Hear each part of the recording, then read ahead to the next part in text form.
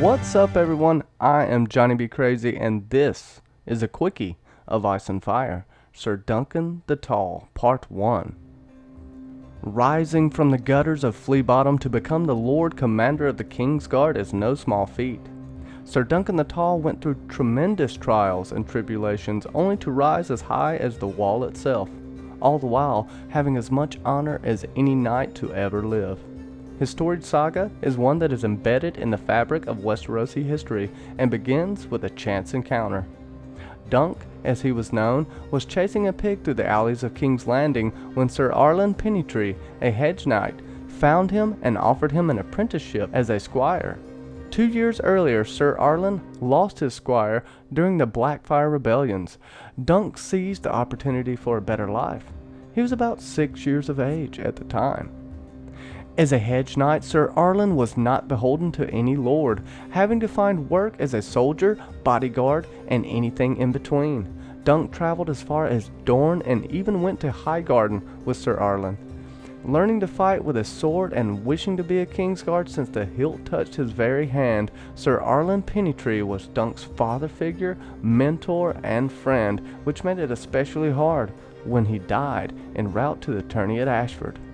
Sir Arlen knighted Dunk not long before he passed, or so Dunk said, taught him a knight's responsibility and martial skills. The latter he would need more than he could ever know. Dunk decided to enter the list at Ashford Meadow himself in honor of his fallen hero. Once there, he meets curiously odd, bald-headed boy, and reluctantly takes him on as a squire. Dunk ran into a strange drunken man who he later finds out is Daeron Targaryen. Daeron has dreams of the future, you see, and he told Dunk that he saw him during his slumber standing over a slain dragon. Daeron was right, but let's not get ahead of ourselves. In order to enter the lists, Dunk had to sell one of his horses and Sir Arlen's armor, much to his dismay. To top it off, he had to find someone to vouch for him. As an unknown hedge knight, Dunk could find no one to vouch for him. Not one to ever give up, he decided to go to the castle the next day and plead his case. Luckily and unluckily for Dunk, there were many Targaryens at this tourney. Fire-breathing dragons are extinct, but the blood of the dragon has never been more plentiful. Maekar and Baelor Targaryen were having a discussion when Dunk walked in, accidentally interrupting them. Much to Dunk's surprise, Baelor remembered Sir Arlen and decided to vouch for him. A puppeteer offered to paint his shield with a sigil, and Dunk chose a green shooting star over a lone elm on a sunset field. Tanselle Too Tall was her name, not too tall for Dunk though, and when she was in peril, the young hedge knight came to her rescue.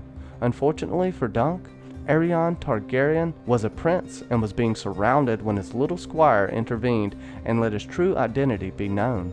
This was no mere boy, it was Aegon the Fifth Targaryen. Aerion Brightflame, who had earned that name by drinking a vial of wildfire and dying shortly thereafter, was furious that a common hedge knight would dare strike a prince. A trial by 7 was enacted to determine the fate of Dunk. Aerion knew the poor, unknown hedge knight would never be able to get 6 knights to ride, fight, and possibly die for him.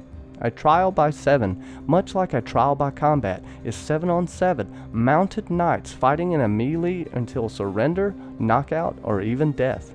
If Dunk couldn't find allies, however, the rules wouldn't matter. Luckily for Dunk, Aerion's actions were not well received, and so Sir Robin Riceling, Sir Humphrey Harding, Lord Lionel Baratheon, Sir Humphrey Beesbury, the newly knighted Raymond Fossaway, and ultimately Prince Baelor Targaryen himself would fight by Dunk's side. Aerion had Daeron the Dreamer, Maekar, his father, 3 knights of the King's Guard, and Sir Stephen Fossaway on his side, and so thus the battle commenced. It was an intense fight from start to finish, wood shields splintering and steel ringing against steel. But of all the skirmishes fought, 2 were the most important. Dunk versus Aerion, and brother against brother as Maekar and Baelor found themselves on opposing sides. Dunk bested Aerion Brightflame and made him yield, proving his innocence in the eyes of gods and men. Not all the combatants escaped with their lives, however, and of the 3 deaths on Dunk's side, none were more important or impactful as the death of Baelor Targaryen. Baelor Targaryen chose Dunk's cause and in doing so sealed his fate. For Maekar, his brother struck Baelor in the head, crushing his helm and ultimately killing him. Once he removed his helm, the full scope of the damage was revealed. He collapsed and died right in front of Dunk. Maekar would never forgive himself and retreat to Summerhall.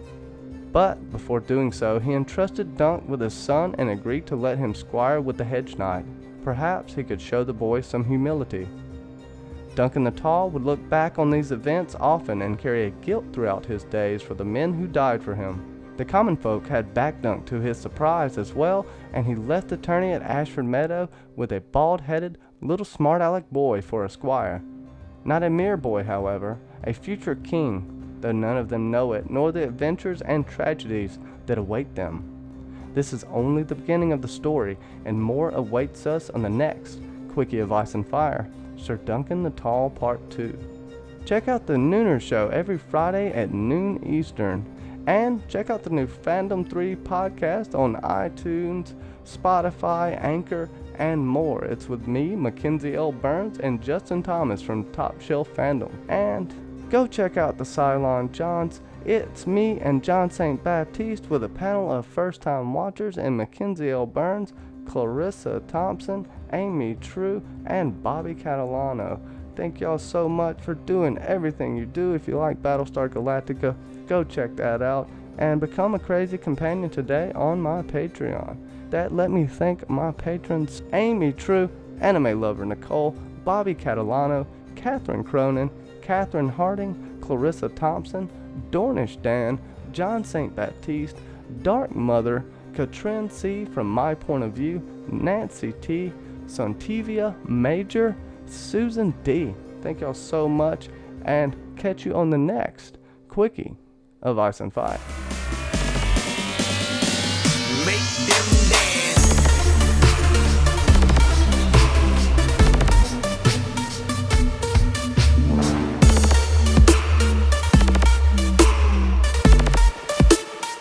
These suckers are pathetic.